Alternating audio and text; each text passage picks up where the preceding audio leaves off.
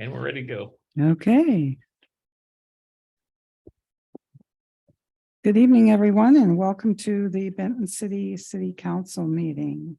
Today is April the 4th. And I would like to call this meeting to order. Okay, let's see. I think I'll call on Mr. Hyde to lead us in the Pledge of Allegiance. Thank you, Mayor. I pledge allegiance to the flag of the United States of America and to the republic for which it stands, one nation, under God, indivisible, with liberty and justice for all. Thank you. Okay. Roll call, please. Councilwoman Wadsworth. Here. Councilman Sindretto. Here. Councilman Reed. Here. Councilwoman Funk. Here. Councilwoman Alcazar. Move to excuse Councilman Alcazar. She previously notified us she'd be out of town. Second. Okay, all in favor? Sandra, do I? Wadsworth, aye. Funk, aye. Great eye. Okay, she's excused. Okay, then we'll move to the consent agenda. Madam Mayor, I'd like to ask that the regular council meeting minutes from March 21st be removed for discussion Okay, or correction. okay. Can we move forward then with bills and communications? Motion to approve. Second. Okay, all in favor, please signify by saying aye. Sandra, do I? Wadsworth, aye. Funk, aye. Great eye. Okay, motion carries. What you got, Chief? So in the minutes, there's a correction under item 2A. PDF page number 4, minutes page number 3. 2A says Benton City Chamber of Commerce meeting commented that I attended building bridges. I did not attend. I just provided the update. Unfortunately, I was out of town and unable to attend. So I think it needs to be just that I provided an update on the good turnout of the event. Okay. So And I don't- remove attended. And then I had one other question because I've had a few of these comments come up. Do the final minutes get like reposted somewhere, or how are those maintained when the corrections happen? Well, when they get corrected, they'll be put on the they'll be put on the Afterwards. website, yeah. Thank you. 'Cause Okay. they're not on there until after they're approved. Thank you so much. That's it. Okay. Thank Motion to you. approve is amended. Second. All in favor? Aye. Aye. Aye. Aye. Okay. Motion carries. Okay, then we will move on to the approval of the agenda. And I do have, in addition to the agenda, which I would like to move as right before visitor comments. And that is the council confirmation of Cassandra Gonzalez, and Cassandra was Martinez, I'm sorry. I was thinking- Yeah, try having Martinez. Sandra. Do. And Cassandra, would you come up and introduce yourself to the council? Right here at this microphone. You're gonna have to pull the microphone close. Hello, I'm Cassandra Martinez. I live in Sunnyside, and I will be the new general clerk working in this building. Pretty cool. Okay, and you want to say a little bit about your experience so the council knows? And you can pull this towards you. Most of my experience has been in banking and finance, mostly for Gisa Credit Union that's around here.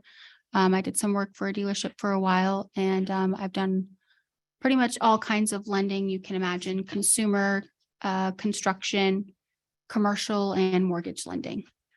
Great. Mhm. Okay. Yeah. So we will be asking council to confirm your position tonight. Okay. Thank you. Mhm. Okay, I had a comment on yes, the agenda, if it's okay. okay, certainly. So just as a point of order, item H3, it says Benton City Chamber of Commerce first quarterly report and invoice.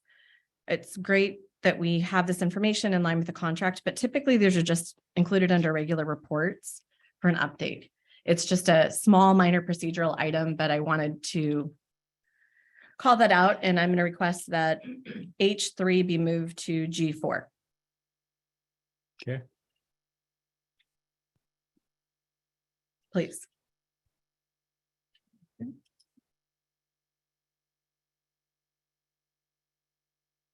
I believe the reason it's under there, Sarah, is because it's approval of the invoice. The invoice is never required approval, Margaret. If you take note of the prior minutes, it's just part of vouchers, which is part of the consent agenda. Okay, Correct. Thanks. Is correct. Okay. Any other changes? Okay, Motion to approve is amended. Second, all in favor? Sandra, do I? Wadsworth, I. Funk, aye. Reed, aye. Okay, motion carries. Is there anyone here for visitor comments? Didn't we move Miss Martinez's confirmation before visitor comments? Oh, yeah, sorry. Got through the agenda. All right, yes, we did. So, confirmation of, Motion to confirm. Second. Oh, sorry. Oh, you're good. okay, all in favor, please. Sandra, do I? Wadsworth, I. Funk, aye. Okay, Reed, aye. all right. You're approved. So welcome aboard. Welcome, Cassandra. When do you start? Not sure yet. She can start tomorrow, actually. Welcome. Okay, thank you. And if you don't want to stay, we understand. You're welcome to stay. Okay, Super cool. thank you. Okay, we have any visitor comments? No, none. I think I already asked that. Okay, no visitor comments. So now we'll go into our regular reports. Treasurer report is, I believe, in here, the planners report probably is the next. And Brandon, I see you're online. Yes, good evening, Mayor, Council. A big part of my contribution tonight is discussing the sub-area plan, and I think those are agenda topics, so I can wait on that. Generally, from a planning perspective, some colleagues of mine in SCJ are helping with some floodplain ordinance, and I'm not part of that, but I know there's a lot of work going into that. This month, we received 2 applications for a pre-application conference. And so we're prepping to receive those. And otherwise, everything's pretty quiet. The lull before the storm. Yeah, the development standards, for the moratorium, those were submitted to Department of Commerce on March 17th to start the 60-day review. So those are on track to be modified and opened up prior to the moratorium sunset. And then the other, big discussion is the sub-area plan, which we'll get to tonight. So thank you. Thank you. Okay. Code enforcement. Jenny. That's all right. We understand you've been running around the country doing all sorts of stuff. Thank you. Thanks, Jenny. All right, Jenny McCombs, City of Benton City Code Enforcement and Control in the Building. This report is 2023, February 1st through March 31st. Public contacts is 487. That's in person, emails, and phone.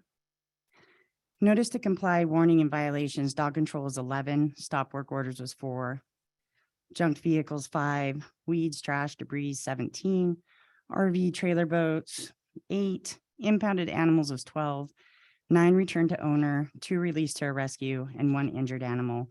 5 welfare checks on animals, 2 of those including neglect cases, and 4 DOAs.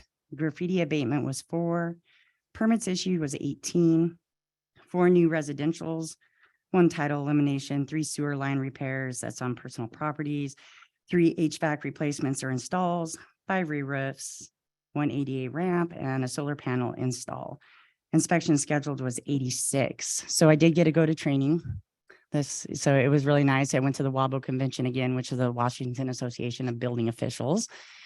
And I took some legal aspect classes doing with building stuff, and took some fire code classes for updates for that, because that's the big plan this year, is to get in and do some on the RV parks and the trailer parks, and going in with the fire marshal and kind of making sure we're all checks and balances. So I gained some knowledge on that. Also, I've been scheduling the pre-app conferences. So we've processed, well, we're in the process of 2, we've processed 3 already. There's a variance application that has come in. Just several like planning stuff, working with SCJ on a lot of that. We're still working on some permits that are going through the floodways, trying to put some stuff up. And SCJ I know is doing a great job, and I am looking forward to an in-house one as well, which I think we're working on in doing that, because I know they're busy, they're on the big plans, but definitely look forward to that too. So any questions? What was your big takeaway from your conference? I really liked that conference because the building was a new aspect to me. So when I first went, the first year I started, last year, it was learning terminologies. I was probably the only person in the engineer classing that was awake, right? Because they were like, and I'm like, oh no, this is interesting. So I learned all about that stuff. This time, the legal aspect for the building officials and just property owners' rights, that was huge. The fire codes were interested, and it was an updated code kind of thing. So that was interesting to see how that changed. I like that conference. It's to the point. The speakers are good. They're very knowledgeable, and you learn a lot. I also took a plan review and a permit tech kind of one, because that's kind of what that building position is like a permit tech one. So, just gain some more knowledge on that, and it helps to work with the other people in the field, and it's helpful. Great, Okay. thank you. Thank you. To learn. Thank you. Yes. Okay.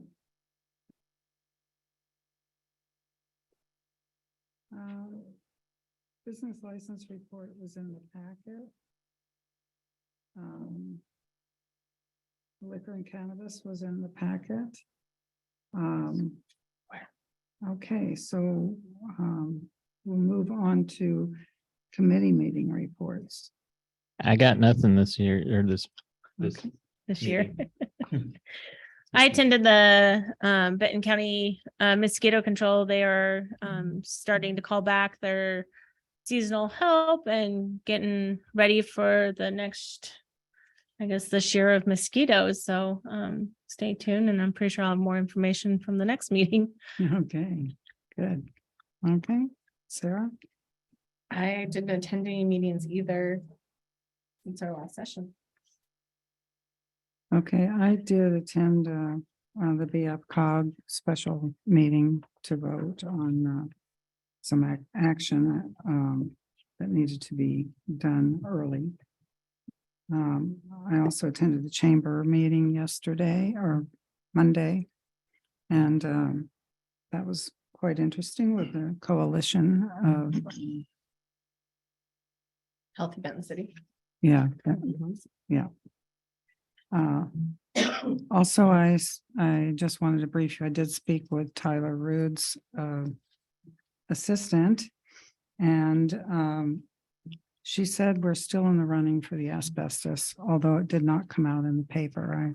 I noticed that Sunday's paper had Senate version, House version, it wasn't on there. So I called and, basically she said to her knowledge, it had been approved by the committee, but you know, she can't guarantee anything because they're probably have to argue back and forth to see what stays and what goes. But as far as she's concerned, we're still in the running. Michael Alvarez. And Michael Alvarez, that was a really good meeting that I had with Michael. Basically, went forward with what I said I would, that we didn't want to be holding $3 million without having a path to spend it. And there was no guarantee that the legislature was going to extend that money, the RCCF money. And so I basically said I was willing to wait for 60 days. And at that time, if we hadn't heard anything definitive from the county, that I was going to move forward with an RCCF application for the sewer and water going across, because I think we do have an ironclad economic argument for that and also for the railroad bridge. So he got back to me that same afternoon, talked with Adam and told me that if Adam doesn't contact me within the next 2 weeks to call him back.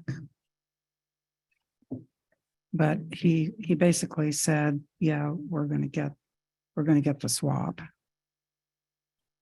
So that was encouraging. Okay. Engineers report. All right, good evening. A lot on this list is on hold because of the exchange money. Because we didn't move forward on a lot of stuff. We have task orders because we'd rather wait to spend the money and see what's really going to happen. We don't want to design something and then we don't have money to build it. So we've kind of held up on that until we hear from the county. Three things of note. It's on the bottom of the first page, the TIB chip seal project. Met with the county this afternoon and they're all for adding our work into their bid. And so right now they are going through the process of internal review of their bid package. And he said, it's no problem. We'll just add the quantity to the bid and have it as a separate schedule, if you will. That way we can keep our work and the county's work separated that way. And the other thing that could happen if we don't get in on that part, he said he would just add it as a change order. So I just gotta ask because it's bothering me. So you're working with both Franklin and Benton County? well, Franklin County, I should step back. They indicated that they had just bought new equipment. And they said their charge out rate's probably going to be higher than contractors this year. And so he recommended that we go out and bid it out ourselves. So. Okay. Yeah. So do we have a meaningful savings by doing that? Oh, yeah, we will, Economy of because scale, yeah. a lot of the bid package is already put together. And so now I'm going to go out and do a more detailed delineation of the work because the original stuff is from TIB, their road rating system. Basically, they just drive the roads and say, these blocks and estimate the width of the road and the length of the block. And so now I'm going to go out there and get a more detailed quantity and then give that to the county. Well, now I will help them write up the addendum to their project, if you will. Okay, But yeah. Yep. good. And so then on the second page, job 23-101, the railroad bridge. Finally heard back from UP Railroad. They sent over an application form yesterday. I filled it out and sent it in this evening. And they said that's about a 2-day turnaround. And so waiting to get that back and then hear from Sergeant Engineers, and then we'll be out doing the inspection. They On the made it bridge. under the wire. Yeah. Good job. Yeah, yeah.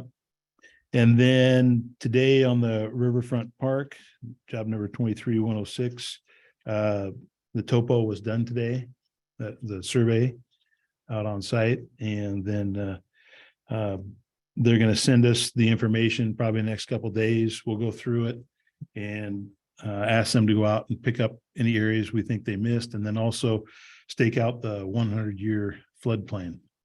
So did you get clarification on the state SEPA, what they expect and the federal environmental survey? No, I have not yet. I have not Okay. yet. That's one of the things we're working on. Right, okay, And that's more for the railroad bridge.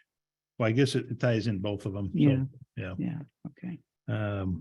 And I think we may. Well, I know we'll do SEPA for sure, and we may consider doing NEPA. Unless, I don't know if there's any federal funds we can get for the park. Maybe I'll talk with Megan, because it would make sense to do. If we think there's gonna be federal funds, it makes sense to do both the environmental reviews at the same time. Is the cost incrementally more to do both at the same, like to do both?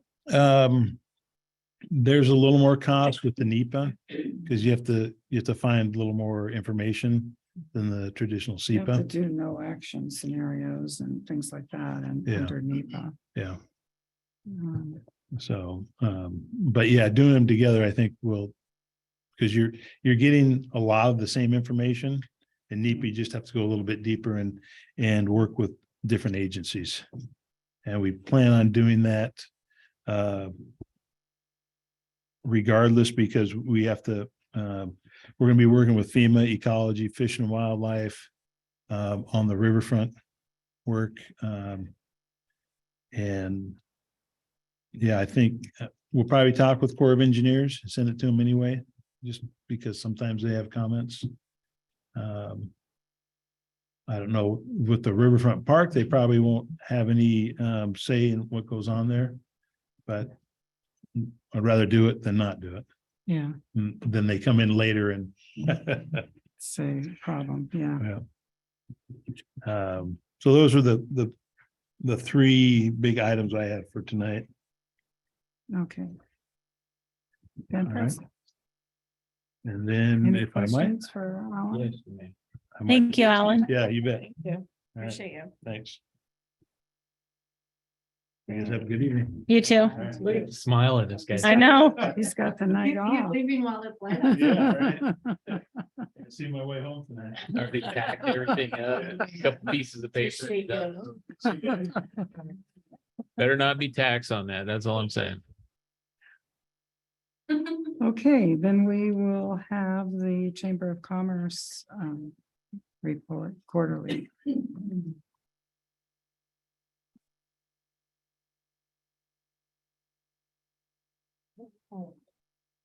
You guys all know me. You I know thought I'd me. come up here and introduce Wendy Welch with the Chamber of Commerce. This is Shara Morgan, our new president. So she started yesterday. We have a nearly new board this year.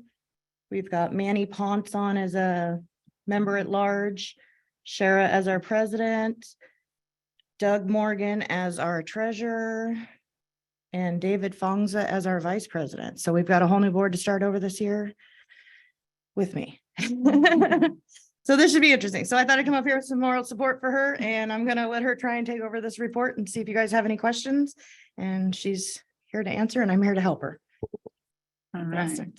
Welcome, Cheryl. Hi, thanks, guys. So I teach preschool. They're a lot easier to talk to than grownups, so just bear with me. So you guys got a report. So we've got, our Facebook, our Facebook visits and reach and followers on Instagram and Twitter. It just keeps going up. We've had more than ever, which is super great. Same with our newsletter. We've had more people ever than receiving it. So, we're 1,100 plus. Our people coming in the office right now is about average. We're getting ready to have some more events where more people are going to have to come in, we have Mother's Day event coming up. We have the community-wide yard sale, which we've had a lot of people reaching out about that. So it's going to be a big one this year. We've got 82 current memberships, which is like more than we've had ever. It's like tripled in the last 5 years, which is also really great. You've been to our luncheon. That's pretty exciting, actually. Yesterday was a big eye opener for parents, I think. So that was kind of cool. Next up, we have mosquito control coming May 1st to the luncheon. There is a typo on here. The scholarship is only $500. We're helping advertise for another one. So typo, my bad. Also, yeah, our Easter event, we have over 7,800 eggs for the whole town, which is 1,800 more than last year. We've had a lot of people just come in and say, hey, we want to support you here. Here's some eggs, here's some candy. They're looking forward to it. Lots of little kids getting excited. We also have 35 bikes to give away for the event, which is from the UA Local 598, the Bikes for Tykes program. So that's going to be fun. We're going to have the Easter Bunny there for pictures and just candy and handing out fun stuff like that. We did the Gear Up event with Kybe Middle School. It was really cool to, see the kids coming in. They were talking to different people about careers and what they're going to do after school. We got some volunteers that want to sign up to, help with Benton City Days or handing out candy for Halloween. So that was really neat. Caffeinated teamed up with the Tri-Cities Regional Chamber of Commerce and went to their ribbon cutting. Wendy was there to taste coffee and I got to sit in the office all day. So, you guys got our event list. Like I said, coming up, we have our Easter event this weekend. The Mother's Day tea, which we've got half of our tickets already sold for that, which is going to be really fun. Better get on it quick. Yeah, this is my first year doing that. I'm helping out. The lady that currently runs it's got some stuff she's dealing with. So I've never been to it before, but How much is the fee? They're $10 ticket. Okay. So, and we're going to have snacks and we've got, I've got a photographer coming in for free to do like professional pictures for the families. We're going to have, snacks and a card decorating table, just fun stuff for the kids to do. I've got someone working on tea party music because I don't think Head, Shoulders, Knees and Toes is very appropriate for that. And then you guys have our invoice. So this is the first time I've put one together. So if you guys have questions or anything, Wendy's your gal. No. Have to ask Carla if she's got any questions on the invoice. No. I didn't have time to look at it. Oh, Honestly, okay. we just decided that we're just gonna split it in 4 equal increments and it stays in our bank account if we don't use it. So it just rolls on to the next event. So to make it easier on everybody, we just took a quarter of that and asked for that for the quarter. It's a lot easier than, and we're, It's more we're, easier than yeah, the math every we're, quarter. yeah. So, but we did everything during that time. We created the events, we did the brochures, updated the business directories. Yeah, the kiosk outside, I don't know if anyone has seen that, but we've updated all that so that it's more weather friendly.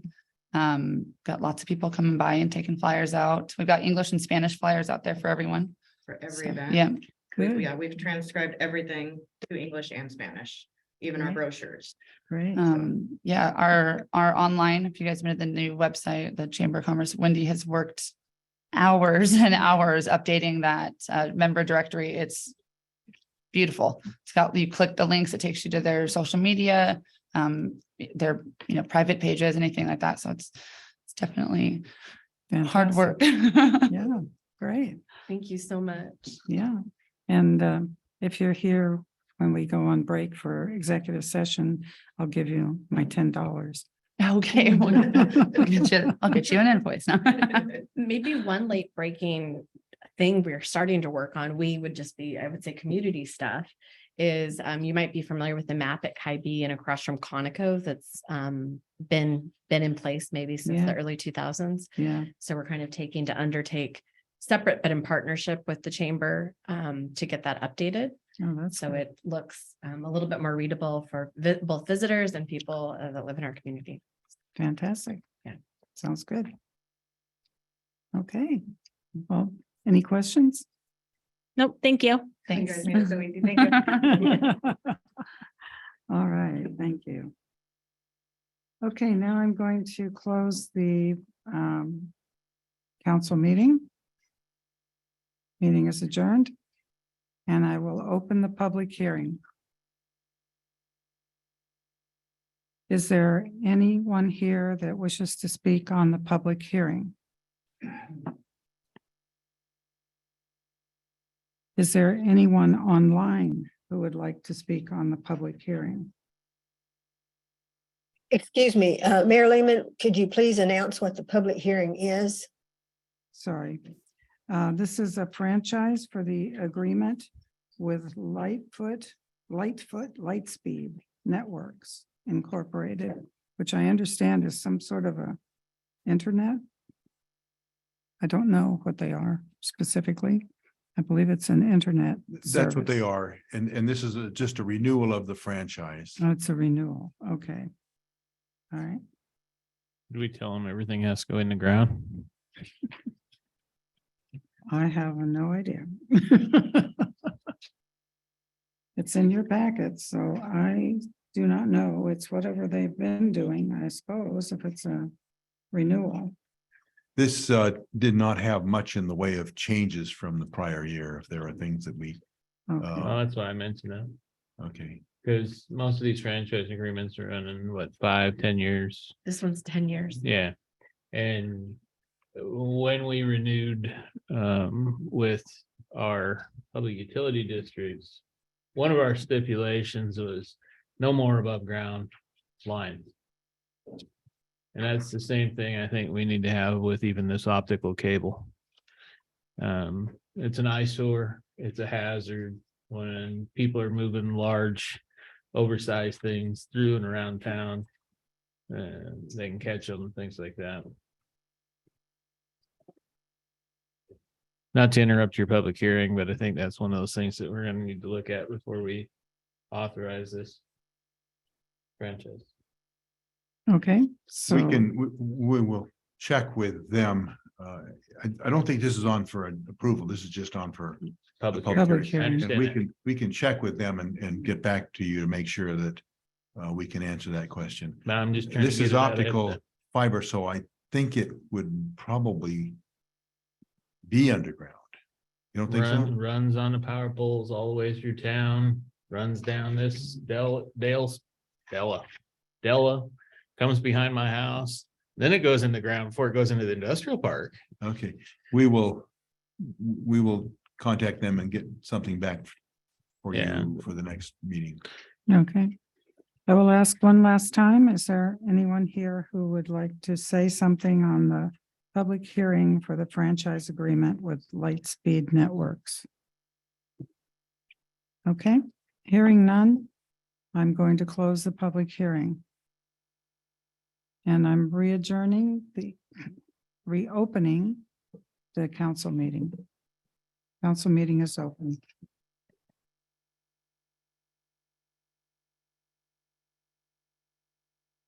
Okay. Items for approval. And the first item is I-82 South Sub-Area Plan. It's to set the public hearing schedule. And is this going to be Michael or Brandon? Brandon, Yep, this will be me, Mayor Lehman, Brandon. thank you. All right. Yeah, Brandon Mossa with SCJ Alliance, and I'm here to request City Council to set the, well, I need to correct myself. Public hearing is optional at this stage of approving the sub-area plan first, so but we need to set the schedule for City Council to take action to, officially approve the sub-area plan via city ordinance. As I mentioned, through Benton City Municipal Code, the public hearing requirement is an option for City Council. So I guess consider that as you all hear this update. I'm going to roll through the timing of what's occurred. So, over the last several years, numerous workshops and outreach events, and then adoption of the ordinance, 2022-10, which established sub-area planning efforts and the public outreach program. So that was all previously approved, I believe July 2022. The sub-area plan has been submitted for SEPA review. We have received comments from 2 agencies. So Department of Archaeological and Historic Preservation, requesting the cultural resources review be incorporated into the process. So we'll need to amend the SEPA DNS to incorporate those conditions. And then some comments from WSDOT, Washington State Department of Transportation, coordinate with them on, I-82 and impacts or, need for collaboration, coordination with their agency. A public hearing, the official public hearing was held with the Planning Commission on January 31st of 2023, which the Planning Commission recommended that it be presented to City Council for action, which brings us here today. The sub-area plan was submitted to the Washington State Department of Commerce and on January 31st. And so that 60-day review comment period ended on March 28th of 2023. And we received no comments. And so what I'm here tonight to do is to provide City Council with the information around the sub-area plan, which Mr. Mahaffey is going to present on that later. And then a draft ordinance that needs to be finalized. And then a recommendation on a new section of Title 20, which is the development standards, which would be 20.37, which will establish the standards for the sub-area plan. And so going forward, we need to set the schedule for council to take action to adopt the ordinance, which would establish the sub-area plan and district. And then add a new section in chapter 17. So that's subdivision, land use section of the municipal code. And so it'll add a new section for special district, which would be the sub area. And then we can submit the final approved sub area plan to Department of Commerce for review within 10 days of approval, and then open it up for the appeal process. And then close this out and then move on to the development standards for the sub area plan. Let me look at my notes here real quick. Timing wise and schedule, I understand that there's a council workshop on April 10th. And so after Mr. Mahaffey presents a sub-area plan and provides a copy of the proposed development standards, I feel like there's an opportunity for City Council to, review those at the April 10th workshop. And then, through coordination with city staff and city attorney, we can finalize the ordinance, and I can finalize my staff report. And at the council meeting that you would do first reading of the ordinance, I'll present my staff report as an official recommendation. And so that was a long-winded way of getting to the point of the matter, which is City Council needs to first set the schedule to review and adopt the city ordinance to establish a sub-area plan, and then decide if you want to hold an additional public hearing. Again, the required public hearing was held on January 31st, 2023.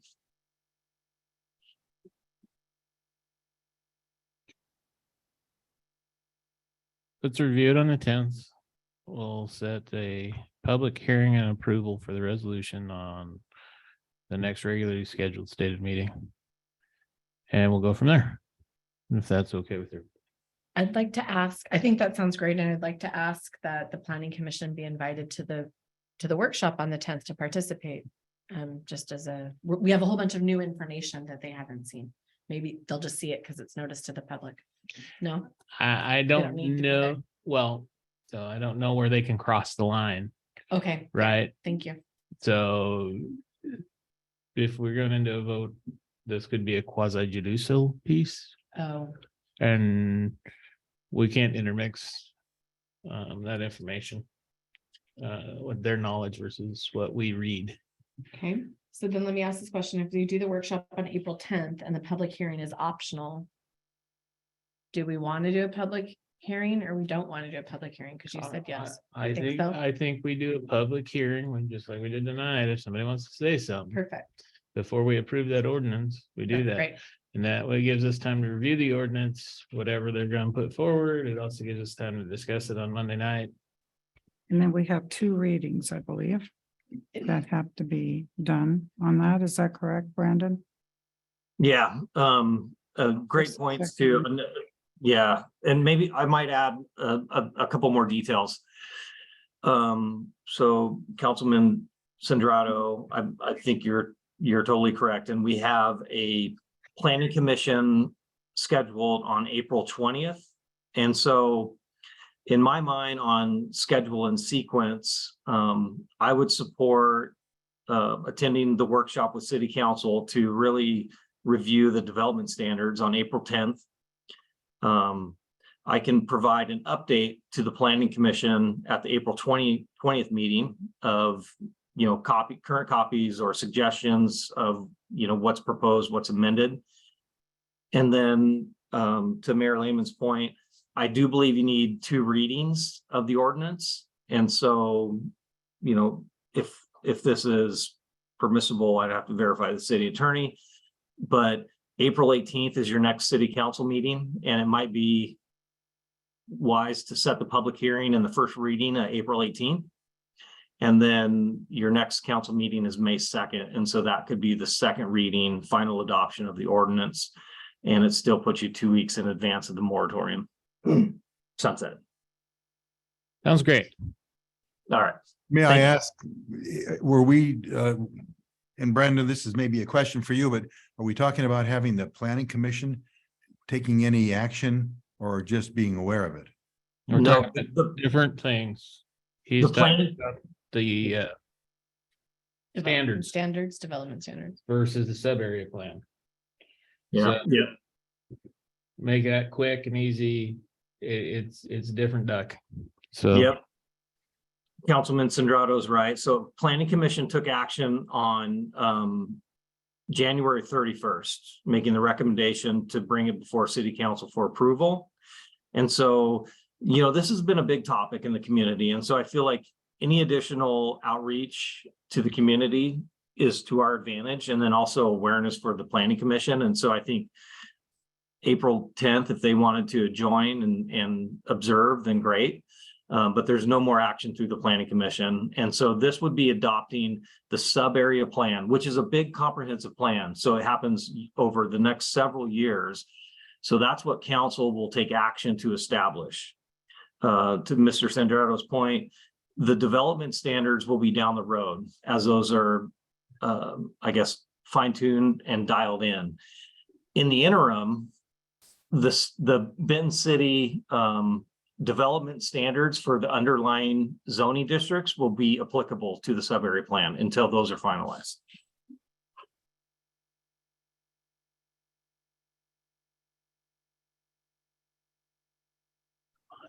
Well, so what I heard from Brandon though is different than, so is this quasi judicial or we don't think that it is quasi judicial? The approval of the sub area plan? Yes. I don't know. I would think it might be. It's a legislative action. Yeah, it would Is be it? legislative. Okay. And then we're fine. They can be here, but I don't know that. That it matters, that it Yeah. makes a difference at this point because they've already gone through it is Yeah. the point because, well, as someone not so familiar with all these different things, it would have been incredibly helpful to have a summary because there's two different sets of things you're talking about, Brandon. And they're all a really big deal. So I think Councilman Sandretto's re-articulated things so I could get it, but I was kind of behind the 8 ball. So thank you for the clarifications on the two different pieces that are at hand and the fact that they have two different timelines.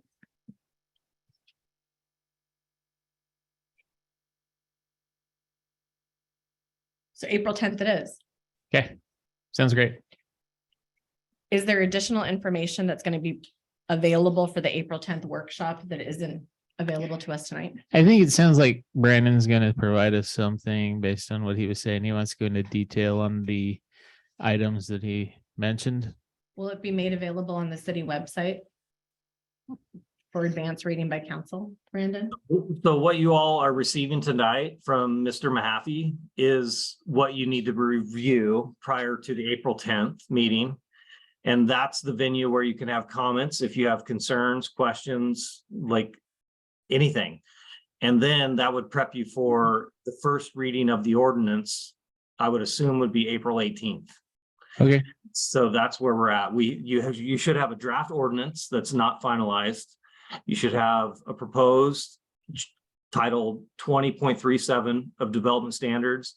And then you should have the sub area charrette, which includes everything from graphics, the location, the boundaries, the proposed development standards, so on and so forth. And so that's kind of what we're setting up is your first intimate review of those documents, an opportunity to interject comments, questions, concerns at April 10th.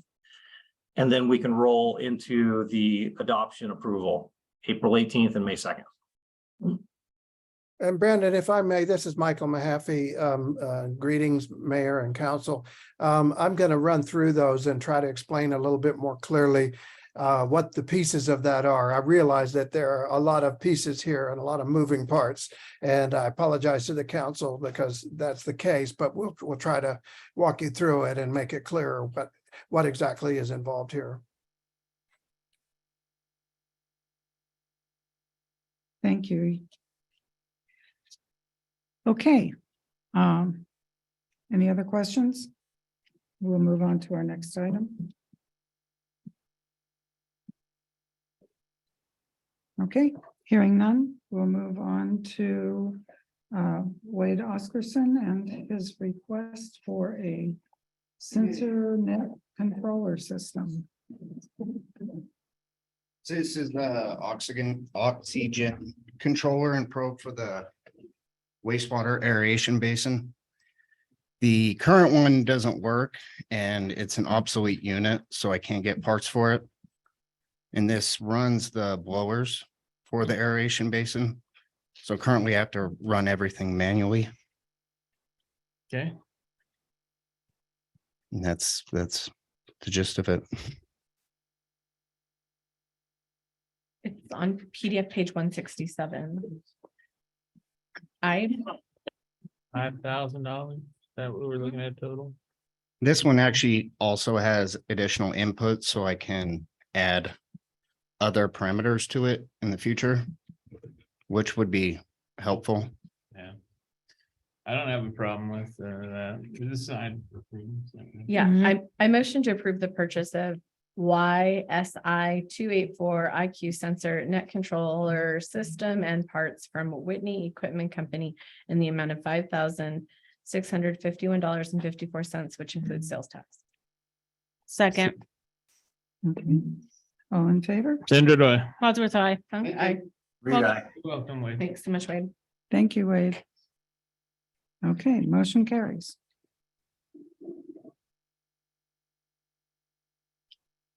Okay. I believe we have consideration of approval. What you're saying we don't need to do this approval for the invoice? It's a contract. We approved the contract. You pay Right. off the contract. And we don't want to be in the habit of approving every single invoice after we have a contract. That's too much Right. administrative hassle. Yep. Okay.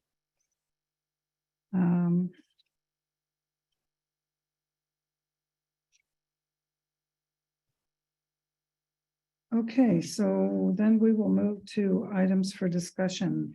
And Michael, I think you are up next.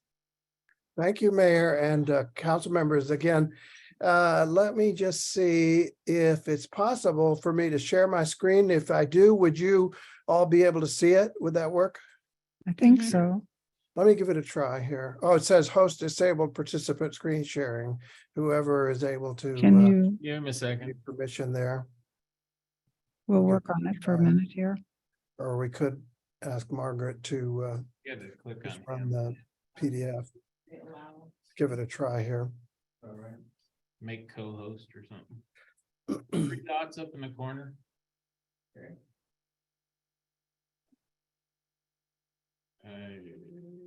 Make co-host. Yes. You're good to go. Try it now. Okay, great. Can everybody see that? Part Not- of it. Oh, there it goes. It came up. Can you, I think, what is it?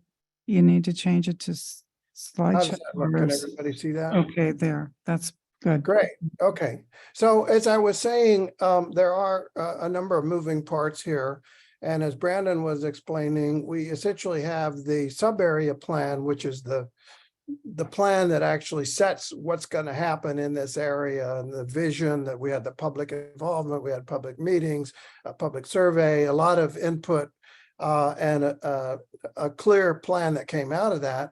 But in addition to that, we need what you see on the left, which is the zoning, and what you see on the right, which is the development standards. And that is what's required by state law. This is, by the way, the illustrative site plan for the sub-area plan. And I'll talk about the details of that a little more. But state law basically says that once you adopt the part of the comprehensive plan, and the sub-area plan is part of that, then you need to adopt implementing development regulations. And then you need to, as part of that, adopt zoning district and development standards. So that's what we're talking about here right now.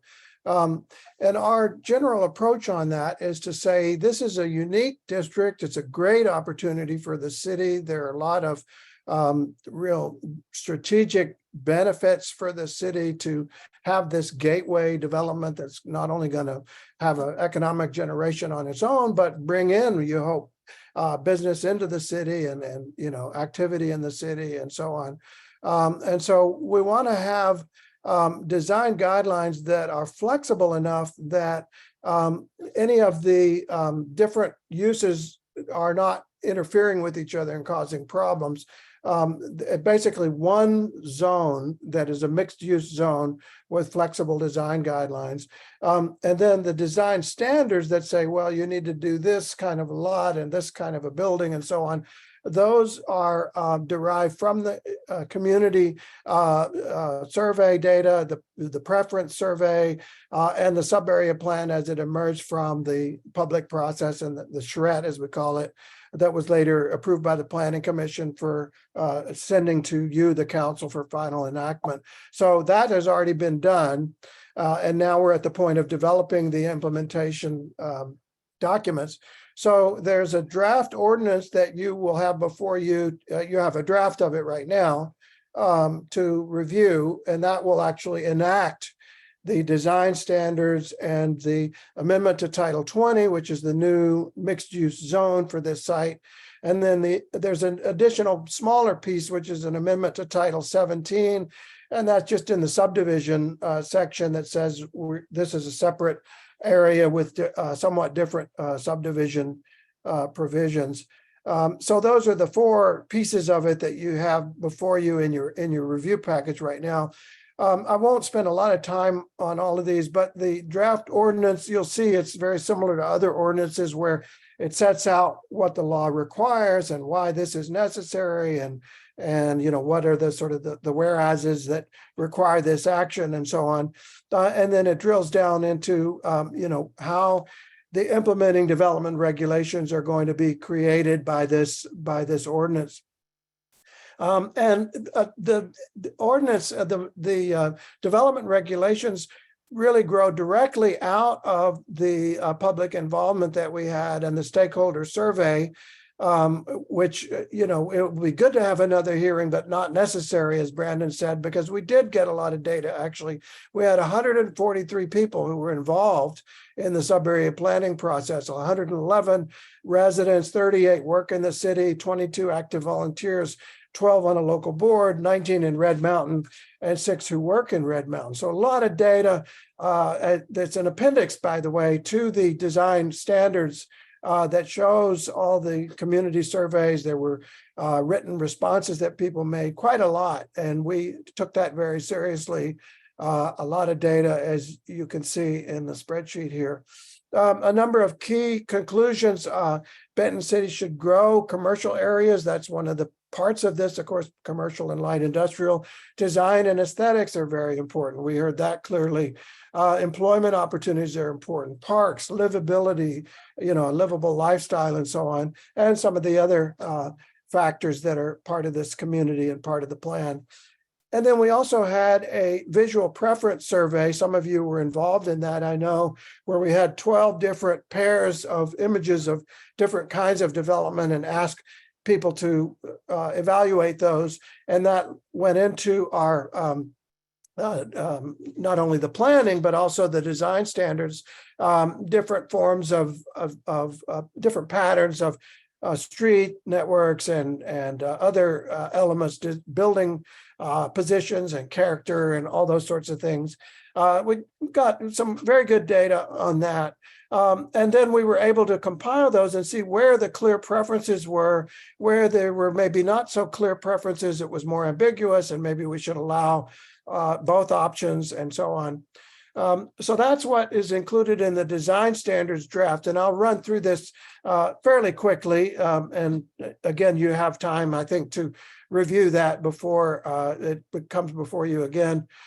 There's an introduction section that just tells people how to use the document, how it was generated. There's a street and rights of way section, blocks and lots, how those are configured, building orientations and forms, then landscape signage and utilities. And then finally, building design guidelines. And these are mostly, again, guidelines and recommendations. There aren't hard and fast rules, except there are some things that are prohibited in the guidelines, but mostly they're preferred or discouraged alternatives in the design guidelines. And I'll show you some examples of that. And then we have the appendices, which include what we call a project pattern language, which is more of a vision document.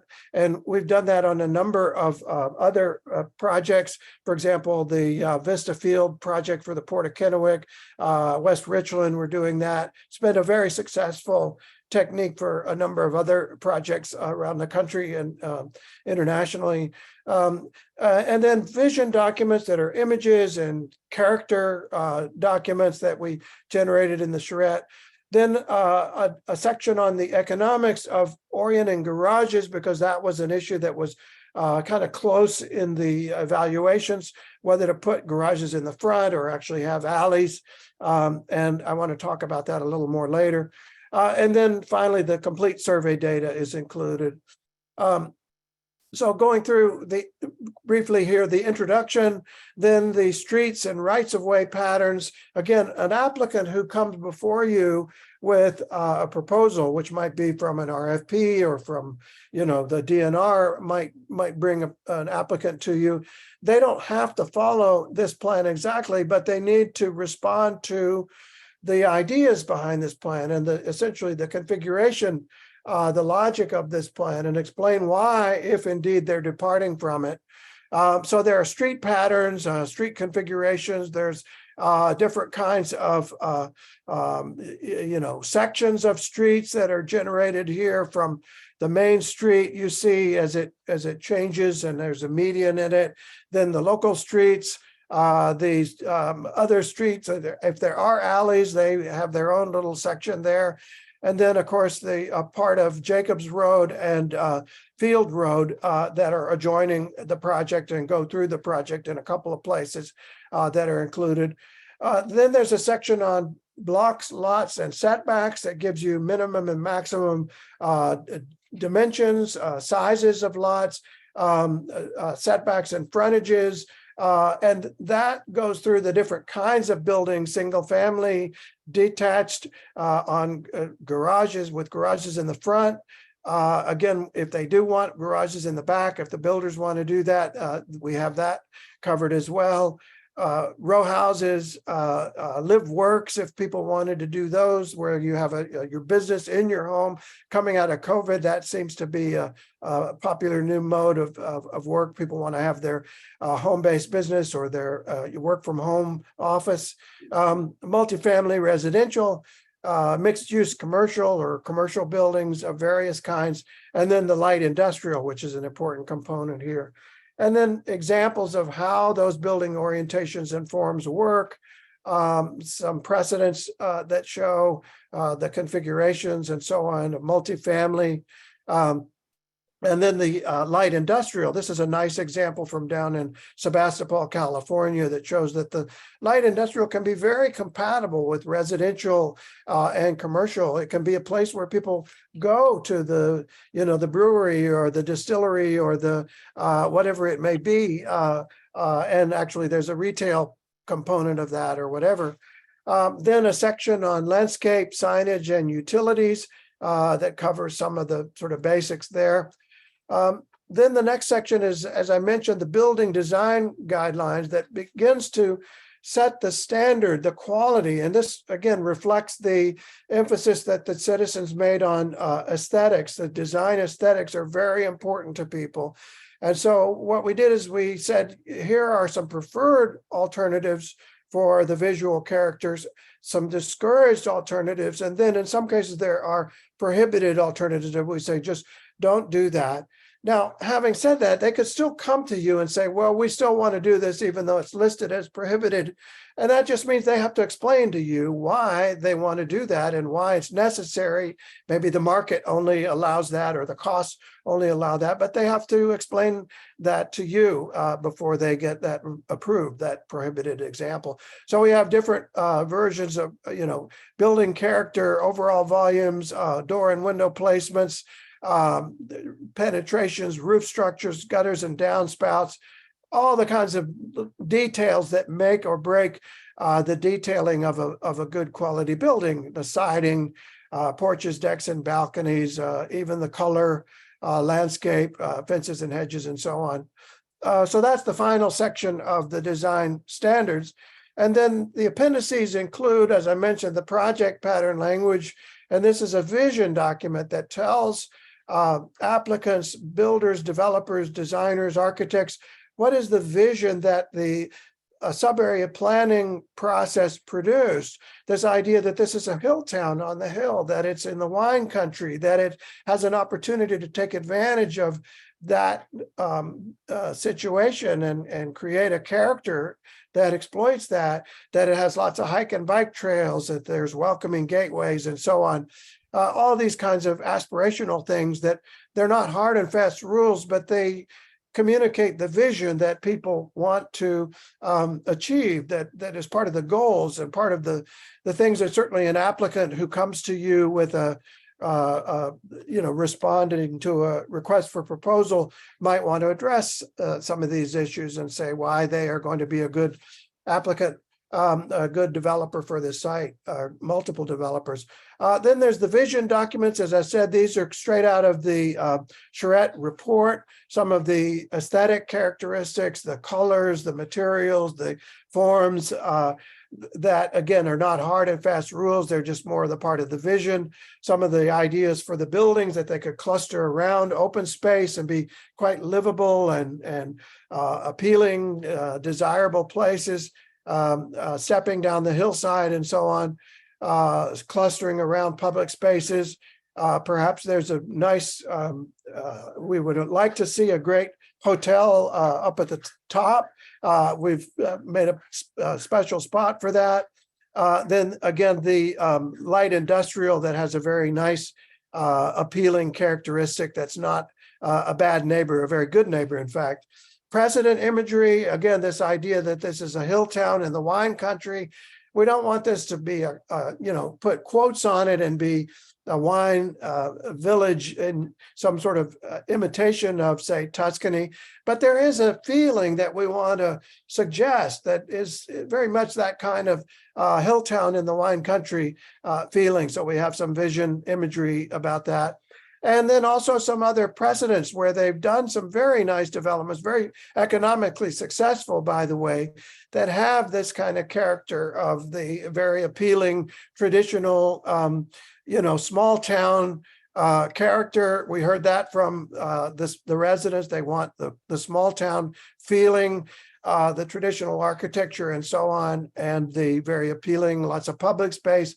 Lots of open space for people to gather and children to play, slow streets, nice architecture. These are national builders, by the way, who've done a very nice job, Pulte Homes and David Weekley Homes and others. So it's possible to get even some very volume national builders to do good work. And then I mentioned this other issue, if a builder wants to do alley-loaded garages, which does make for a very nice streetscape when those are done. And these other examples that I showed you do, in fact, have alleys on the back. A lot of the resistance to that is, well, that costs more money because you have to pave the alleys and so on. What this analysis shows, and we had a civil engineer work on this to demonstrate this, is that it really depends on the dimensions of the lot. If you have a longer lot with a nice side yard or backyard, you can actually make the alley loaded house cheaper than the front loaded house. So we wanted to include that just as, again, an incentive for the developers and the builders to consider that option, because it certainly makes for a nice pedestrian friendly streetscape in a very appealing family oriented neighborhood. It's just not just loaded up with garage fronts and cars parked in the front and so on. But again, because the residents said they were not clear about garages in the front versus garages in the back, we think it's appropriate to allow either one of those. The last section of this document is, again, all of the data from the community survey and the visual preference survey responses, the detailed written comments and survey responses and so on.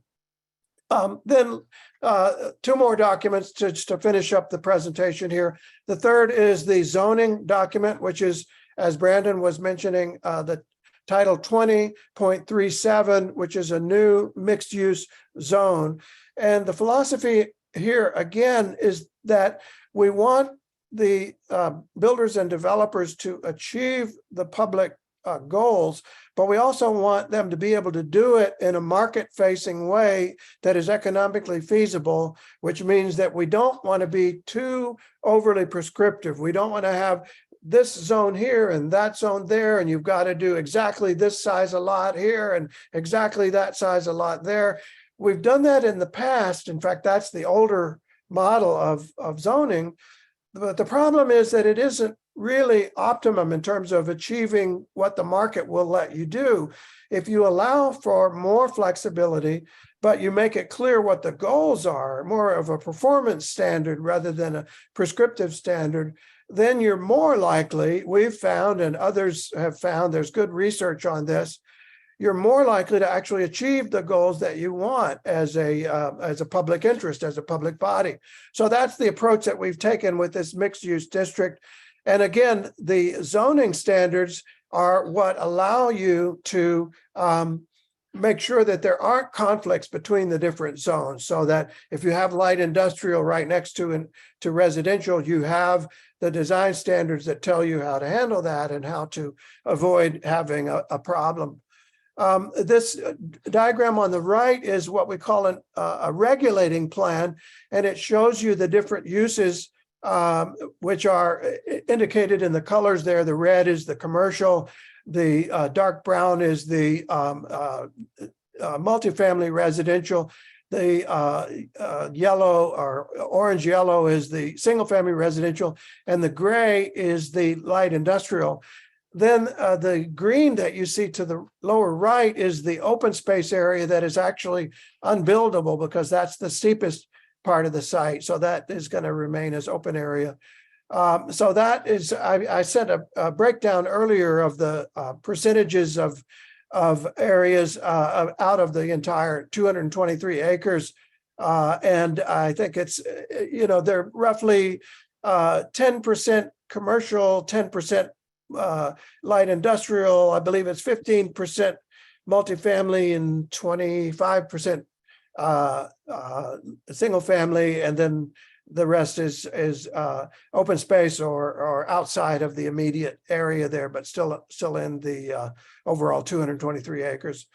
And then lastly, we'll need a small tweak to the Title 17, which is the subdivision section, just to add a section specifying that there is this special district and it's going to have its own subdivision requirements that supersede the requirements of this subdivision section, unless it doesn't speak to those, and then these requirements govern. So that is a quick run through. And again, I apologize that there's a lot of moving parts here, but I hope you can get a sense of where we are. We've first done the sub area plan. Now we have to do the ordinances that are the implementing regulations. And that's where we are currently with these documents. Thank you. Thank you. Thank you. Does anyone have any questions for Michael? Okay, we've got Thanks, our Michael. homework. I have a question. This Okay. is Sarah Funk. So thanks again. There's a lot of documents. And this is a very important project for the city of Benton City and our future. I could find item number 3 in the packet. I could find item number 4, but that second document that you put up, I think there's the essence of some of it in our packet, but I just don't see it laid out so well. I don't know if that's just going to be an action for us, but if that's what we're going to be reviewing on the 10th, it'd be very helpful to have that document because it was very easy to follow along. And I don't see in the 255 page packet that same document. I'm not sure if that was by design or if it got left out. Is that the design standards document that I just went through? Yes. I forwarded those to staff, so I'm sorry that didn't get to you, because I think that's probably important for you to have to review, because as you saw, there's a lot there and a lot of important material in terms of what is needed for review.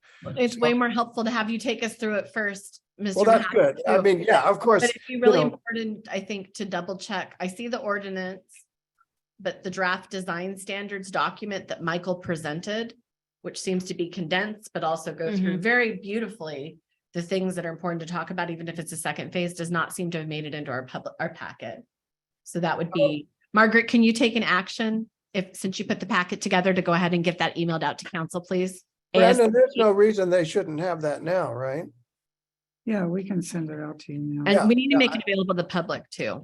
Absolutely, yeah. And this, of course, this recording will be available to the public as a video. So, by the way, I would be happy to take this and put it into a edited package. That would be helpful. It looks great. I was able to follow along with everything you're saying, and maybe I'm kind of That's good to hear. new information. But I think, to complement your presentation, it'd be really useful to have. And there's some elements of it, and some of the art is on a couple of pages that we have from item number H1, but not what was presented. So the design standard would be really, am I missing it? I'm just looking. Okay, cool. Because there was 2 copies of that same thing, I thought, in here, or it appears to be 2 copies. If staff could just take an action to just do a double check. The side-by-side that Mr. Mahaffey presented was really easy to get through. Thank you so much. Okay, Mayor Lehman, yes. I just want to interject just a point of clarification that's really important around those design standards. So, and public process. So once the city council not approves, is like confident in the design standards that are proposed for the sub area, then we need to submit them to Department of Commerce for a 60-day review. And that will come with like the public notification too. So I don't mind any of that. What I mind is we spend a lot of time as council members reviewing the packets in advance. And I just want to do the best job that I can for the citizens and to be efficient with our time. So if we're going to be taking this up as discussion points for Monday, it'd just be helpful to have the rest of the information to look at. And I think if we're reviewing information that was supposed to be in a packet, we should make it available like everything else in our packets on our website. As a matter of absolutely. good process and being transparent. Absolutely. I totally agree with you. I just want you to know, like, there's no rush on the development standards because we still have it at the very minimum 60 days to run that through Department of Commerce. Thank you. Brandon, you mentioned also that in the meantime, once the sub-area plan is adopted, the current design standards that for the city will apply. And I think the council needs to consider that you don't want to have somebody rushing in there and sort of skirting around what is actually intended by the sub-area plan and doing, you know, a quick and dirty entitlement. You want them to, through whatever mechanism, have to go through the orderly process of, you know, complying with these design standards because they are the implementing ordinance for the sub-area plan. And the existing Benton City regulations are not the implementing regulations for this sub-area plan. Yeah, no, you're correct there too. So, and that's why I feel like it's important for city council to understand the April 10th meeting, because I feel like if there are any concerns or questions or suggestions on the development standards, we should address them in that venue, because ideally, I would like to submit those to Department of Commerce on April 11th. And then, so until those development standards are codified, the underlying zoning district standards apply. But AHBL did a good job of, evaluating, what those standards mean for the sub area. So like, for example, if schools are a hot topic, well, you can permit schools even through the residential district through a CUP.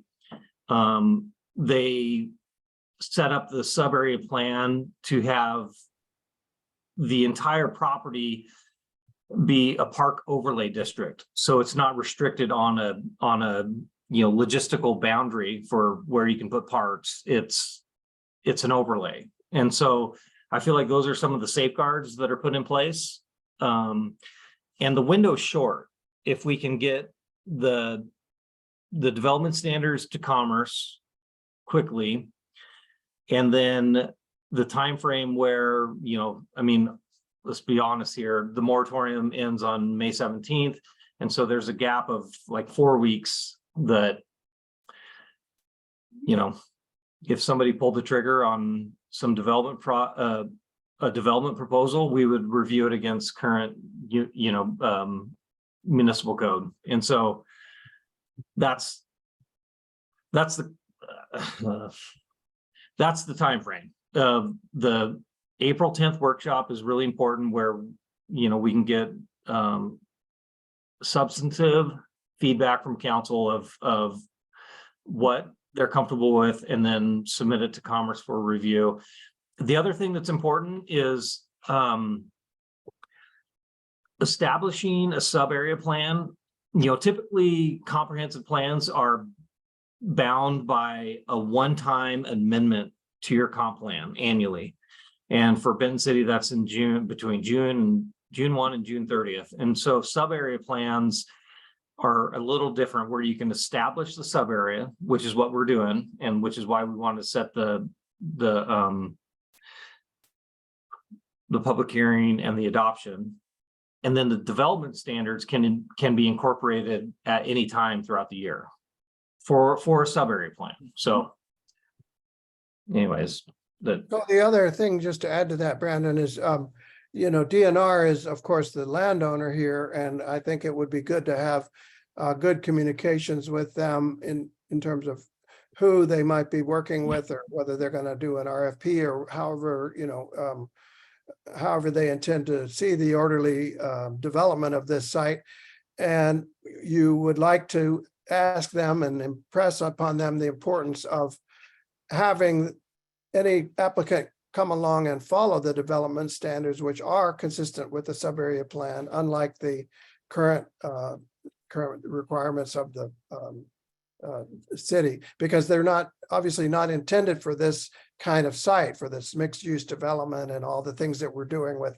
Very creative and very exciting, I think, but also not a piece of cake in terms of trying to make it fit with the existing regulations. I'll take the action to contact DNR.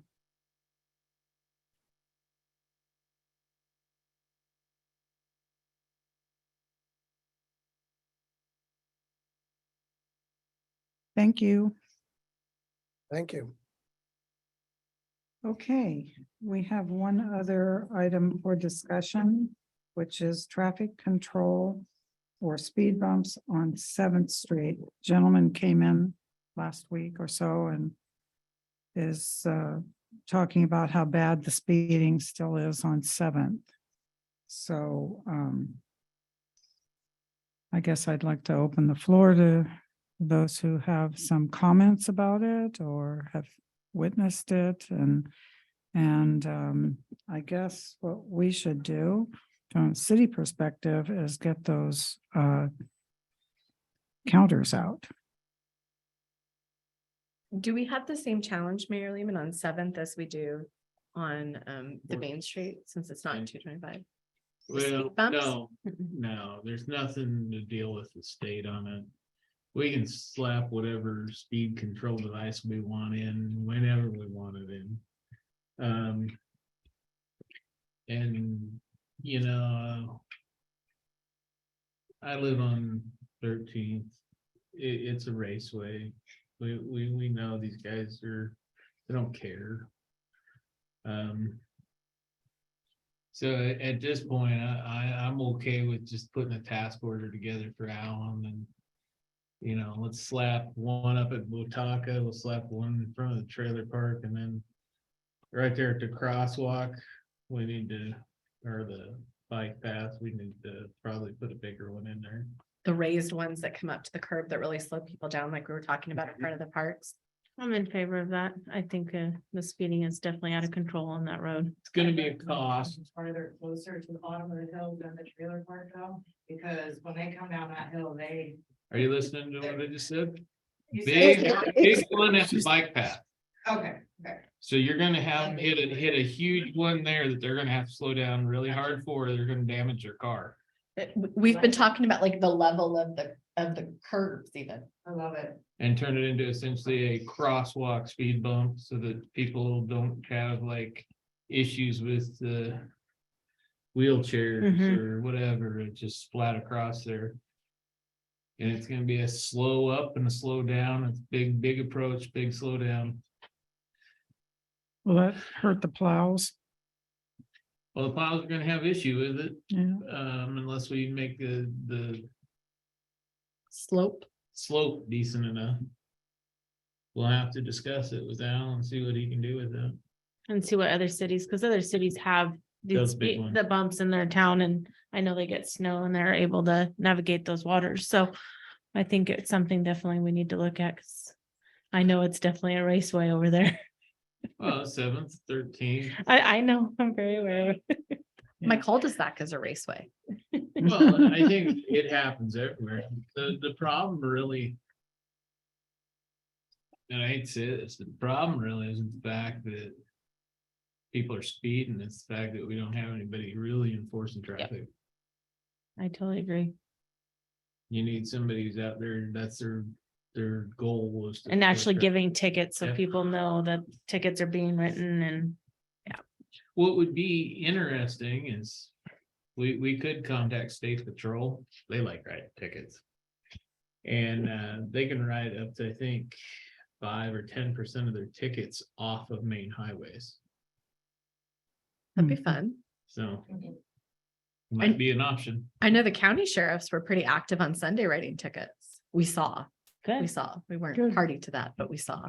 There's a lot of activity. So every time we've contacted them in the past, they offer to put their sign out that says speeding or whatever, and but I think we really need them to sit there for a while. Troll Phil come into town and do a little extra emphasis for us. Okay, Like I said, state likes writing tickets, so it'd be fine. yeah, we need some tickets.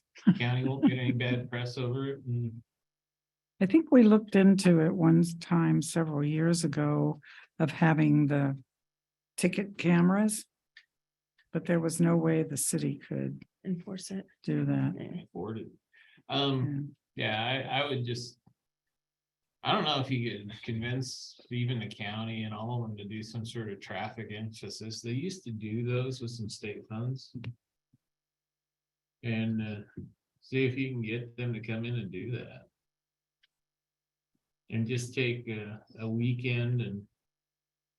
Or a weekday or 4 days or whatever it is and have extra police out here that's their goal. I don't know that. There's much more we can do. Yeah, I mean, we put in 80 bumps and you're still gonna have kids that aren't caring, yeah, got no pickup, and they're playing Dukes of Hazzard off of the bump. Yeah. So, yeah. Wanna know what, see how high you can get. Okay. All right, with that, we will close the public meeting and go into executive session. And how long do you think we need to? Well, I'm tried to work out how long this would take. We have a couple of different items, both pending or potential litigation, or all of them pending or potential litigation. And some of them could involve questions and some of them may not. If we were to try for 20 minutes, we may have to extend it, but I tried to map it out ahead of time in terms of how long it so might you got take. 2 items and you're thinking 20 minutes for both? I'm thinking 20 minutes total. Okay. Some of them are, a couple of, we have actually 3 that they're related, but to what you've had. But Let's adjourn for the next 5, come back and then give him 29 minutes. Until 9 o'clock. Okay, Sounds fine. Thank all you. right. Do we think action's gonna be taken? I don't No, think so. no formal action action followed. by the Okay. council. Thank you. And what are Okay. the RCWs we're gonna discuss Well, for the record? well, the RCW is pending a potential litigation under RCW 4230-110 1I or double I. Thank you. Thank you. Okay. And are we gonna be in chambers or are we gonna be in? Here, I We'll do it from here and we'll ask if anybody's staying, that they go in the main part of the building. Perfect. I'll hang out. Thanks, If I Bill. could ask JB and Danny to be in the executive session as well. Okay, Okay. certainly. Uh, Okay. Thank you.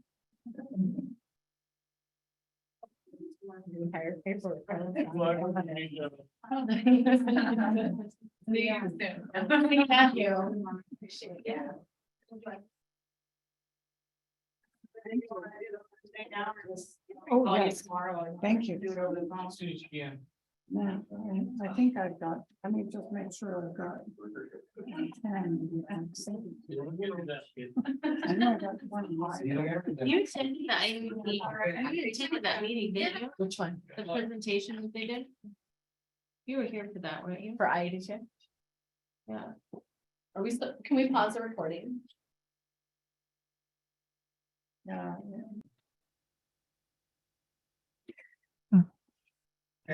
We're going to extend the meeting for another 10 minutes, but there will be no action following.